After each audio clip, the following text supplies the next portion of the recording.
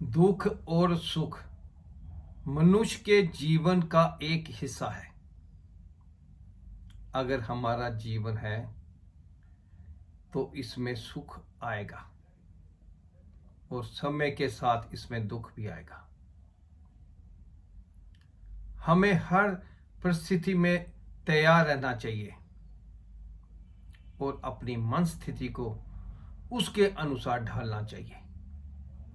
यही जीवन है। जीवन में हर प्रकार की अच्छाइयाँ, बुराइयाँ, खुशियाँ, गम, ये जीवन का एक हिस्सा है। हमें सदैव इसके लिए तैयार रहना चाहिए। लेकिन अक्सर हम समय की परिस्थितियों को नहीं समझते, अपनी मन स्थिति को उसमें नहीं डालते और हम दुखी रहते हैं। वैसे तो जीवन में मनुष्य को दुखी होने के बहुत से कारण होते हैं, लेकिन उनमें से एक कारण यह भी होता है। एक समय की बात है, एक बूढ़ी औरत अपने मरे हुए बच्चे को गोद में उठाकर महात्मा बुद्ध के आश्रम में पहुंचती है। यहाँ महात्मा बुद्ध जी ज्ञान बांट रहे होते हैं, तो वो बुढ़िया का रोना सुनकर चुप हो जाते हैं। तभी बुढ़िया आगे जाती है, बच्चे को वहां रखती है और कहती है, प्रभु मेरे बच्चे को जिंदा कर दो, ये मेरा इकलौता बेटा है, ये मेरी इकलौती संतान है, इसके सिवा मेरा इस दुनिया में दूसरा कोई नहीं है। इसे सांप ने काट डाला है और यह मर गया है, कृपया इसे जिंदा कीजिए, नहीं तो मैं भी मर जाऊंगी, मैं इसके बिना नहीं रह सकती। तो बुद्ध जी ने उसे बहुत समझाया कि ऐसा नहीं हो सकता, जैसा परमात्मा की कृपा से होता है, परमात्मा की मर्जी से होता है, हमें उसके हुक्म में रहना चाहिए। उसे और भी बहुत समझाया, लेकिन वो औरत नहीं मानी और लगातार अपनी जिद पर अड़ी रही। कुछ देर सोचने के बाद महात्मा बुद्ध बोले,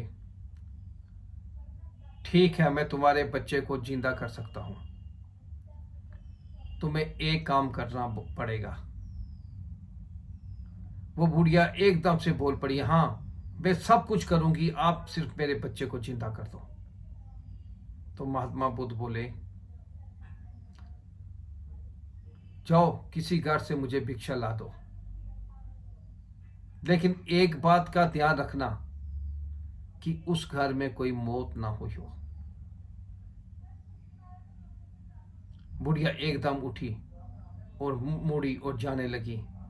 तो महात्मा बुद्ध ने फिर बोला, भिक्षा उस घर से लाना जिस घर में किसी की मौत ना हुई हो, ये बात का ध्यान रखना। वो बुढ़िया भागी भागी पास के गांव में गई और दरवाजा खटखटाया और कहने लगी, मुझे भिक्षा चाहिए, आपके घर में किसी की मौत तो नहीं हुई? तो वो शख्स कहने लगा, हाँ पिछले वर्ष मेरे पिताजी की मौत हुई है। तो वो बुढ़िया साथ वाले दूसरे घर में गई। वहां पे उसे कहा गया कि उसकी माता का देहांत हो चुका है। उससे अगले घर में उसे पता चला कि उनका जवान बेटा मारा गया था। फिर उसके अगले घर में उसे यही बताया गया कि उनके दादाजी का देहांत हुआ है। इस तरह वो पूरे गांव में घूमती रही, लेकिन उसे कोई भी ऐसा घर नहीं मिला जिसमें किसी की मौत ना हुई हो। शाम को बुढ़िया थक हार चुकी थी, लेकिन उसे ऐसा कोई घर नहीं मिला जिस घर में मौत ना हुई हो। इसके साथ ही उस बुढ़िया को यह भी समझ आने लगा था कि ऐसा कोई घर नहीं है जिसमें मौत ना हुई हो। समय की परिस्थिति के साथ उस बुढ़िया की मन स्थिति भी बदल रही थी। और जब वो वापस महात्मा बुद्ध के आश्रम में पहुंची तो उसकी मन स्थिति बदल चुकी थी। वो जान चुकी थी कि जो भी संसार में आता है उसने एक दिन संसार से जाना ही है। मौत बड़े और छोटे को नहीं देखती। तब वो महात्मा बुद्ध के चरणों में आई और बोली, मुझे ऐसा कोई कार्य नहीं मिला जिसमें किसी की मौत ना हुई हो। तो महात्मा बुद्ध ने उसे समझाया, ये सब ईश्वर का चलाया खेल है जिसमें सभी तरह के प्राणियों को सुख और दुख के साथ रहना पड़ता है।